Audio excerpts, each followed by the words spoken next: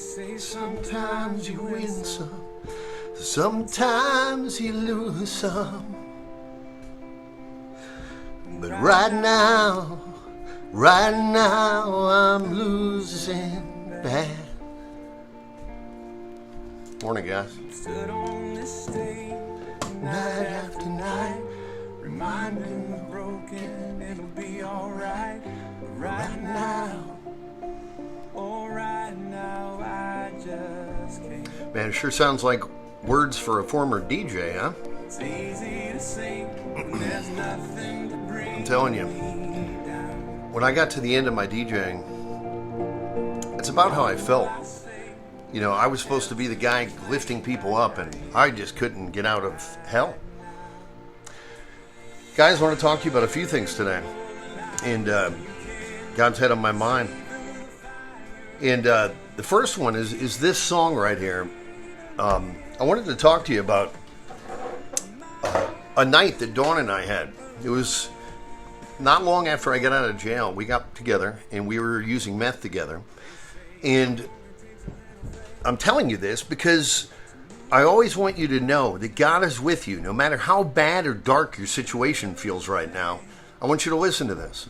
I got out of jail and we went right back to meth. Well, on one night, I don't know if we got some strong stuff or what the story was, but both of us experienced something I had never experienced. It was almost like an out-of-body experience where I was in this total darkness, involved in all kinds of immorality and in just lewdness going on, and I remember in drug use, and all of a sudden I just saw a light out in the corner in the distance, and all I could focus on was that light. And I remember telling Dawn when I came to and I was explaining later, I said it was God telling me that he was there, that he didn't try to stop me or do anything, but he wanted me to know that when I was ready, he was always there. You know, that people think you're not going to go through troubles, you're not going to go through storms. Well, I want you to think about something. You know, we all seek, I talk about this, to have the 70-degree, no-cloud life, you know, the perfect life. But the reality is, guys, just like outside, you're going to have weather. You're going to have bad days. This is what God's telling you. Just what he told the disciples on the boat. Why do you think he was asleep? He did what he did to tell them that he's on the boat. He's on your boat. If you're saved, he's on my boat. And I don't need to fear if a storm comes along because he's on the boat with me. You might think he's asleep. That's why he was doing that. He might not seem present at the moment. You might not feel him. Always worried about feelings. But he's there. Just like in that dark story I told you about it with the drugs.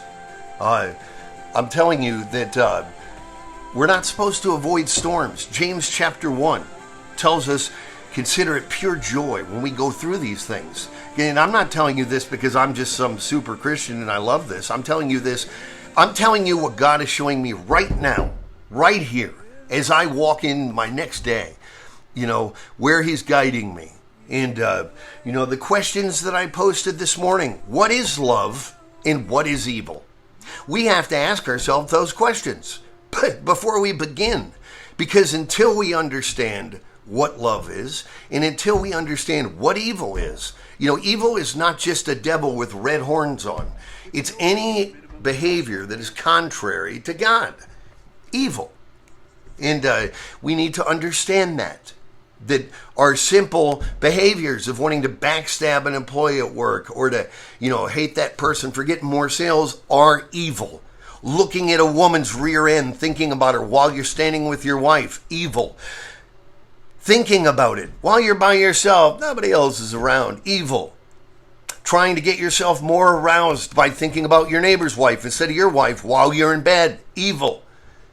Guys, these are all things that we just do as Christians, and I'm raising my hand as me as the example. If nobody else did these things, then I'm sorry. I guess I'm worse than I thought. But I'm just trying to be real here, guys. But So I just want to say this. There's a mistake that happens if you're trying to get out of an addiction or something. I'm going to tell you something you've probably already done. Is that when I would want to get right and get right with God, I would want to get sober for the weekend, and then on or for a Thursday, Friday, and Saturday, and then on Sunday, God will know that I am business, and then he'll look at me and say, Rob's 3 days sober, and he'll be impressed with that, and now I can get in the door, I didn't understand. This is what I'm telling you guys, is the David Crowder song. Yeah, let's just find it here. Let me find it. I know I got it on here.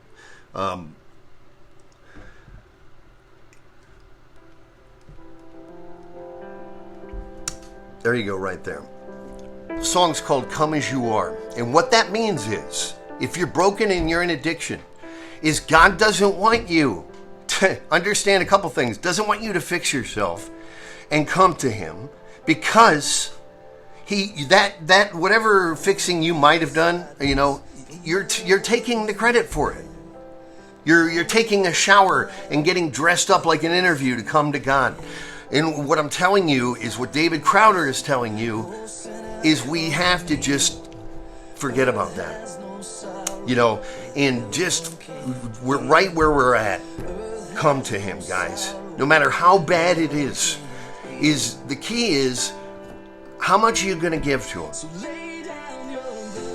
I want you to think about this in terms of, instead of just, I'm going to trust God, is imagine that you're getting hired as a servant. We've been serving the enemy, and now we're getting hired as a servant by God. And God's going to be asking things of us. Now, if we are out looking at rear ends, thinking about porn, all these things, that means we're not in his house, where we're supposed to be serving him. We're doing the complete opposite.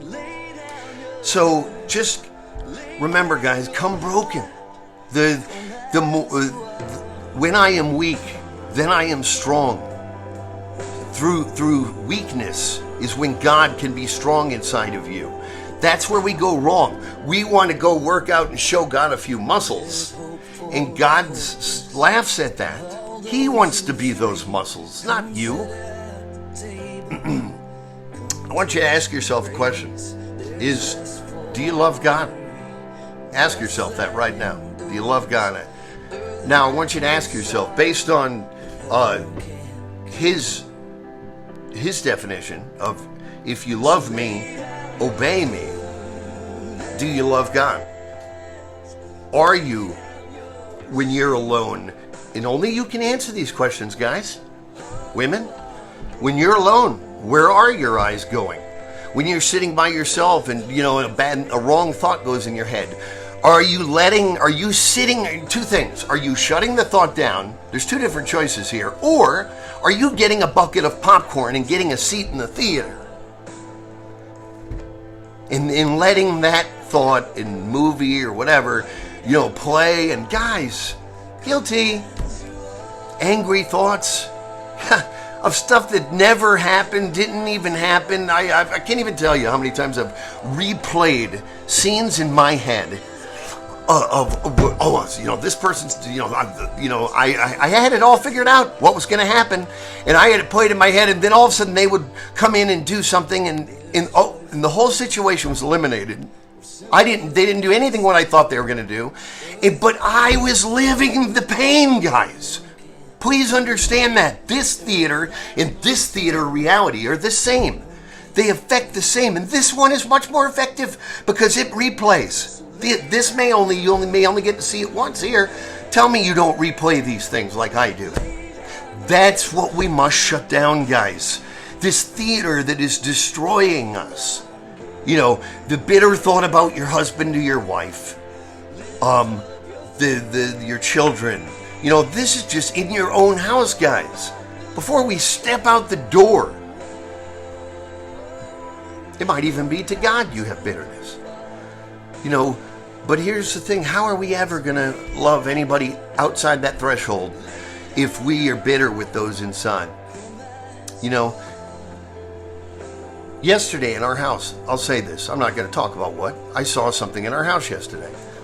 And I can tell you right now that in the past I would have gone ballistic over this.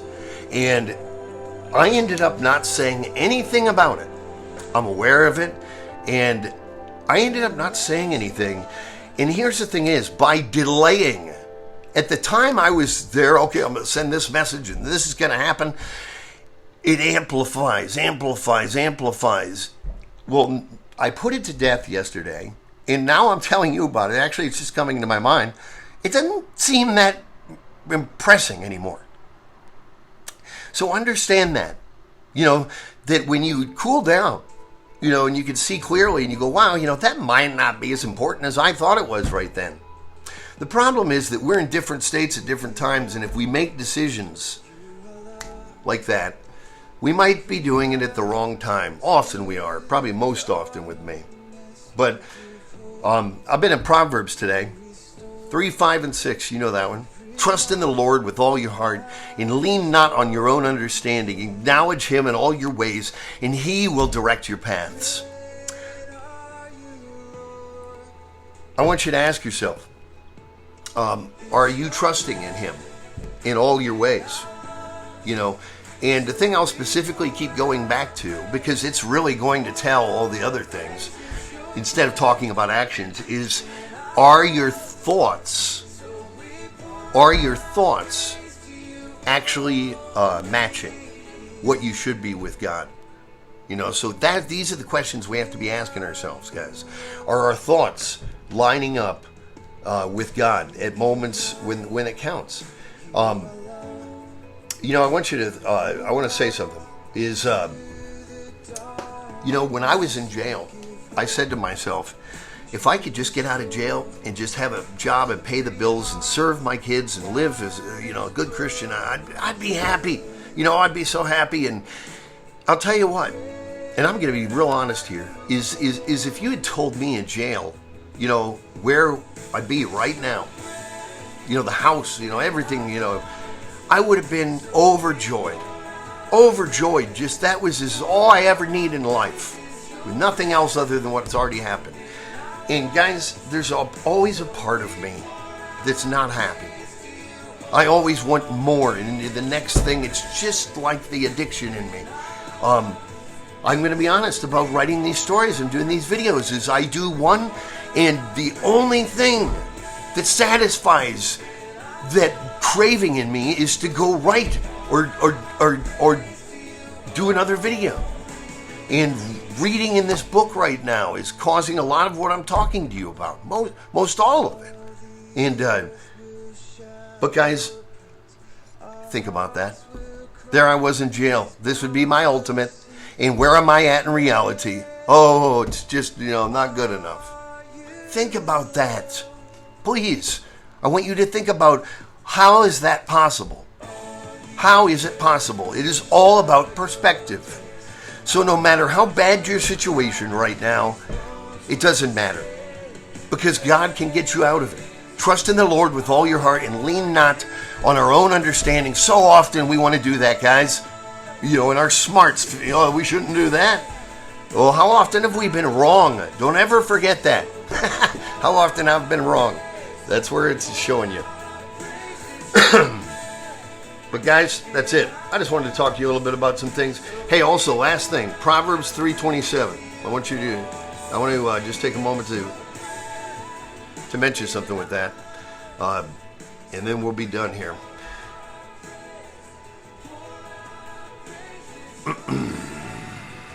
All right, so there's one. Sorry about the delay there. I hate delays as a DJ. Dead air is terrible. All right, so here we go. Do not withhold good from those who deserve it when it's within your power to help them today. I want you to ask yourself, what could you do to help somebody today? What could you do to not think about you and to help somebody with something might not even deserve to be helped? And I encourage all of us right now today, from that verse right there, do not withhold good from those who deserve it, who when it's within your power to do it. It basically, what I'm saying is this, is something you might have been praying about. This is the problem I see the gap with Christianity, is we pray about things, but we don't help. Some of the things we're praying about, we have within our power to help. And ask yourself today, in your life, who could you take, and instead of saying, hey, instead of praying for that person, I'm going to go help them with whatever it is their problem was. And it'll help make a better world for all of us, guys. All right, we'll see you tomorrow. I love you.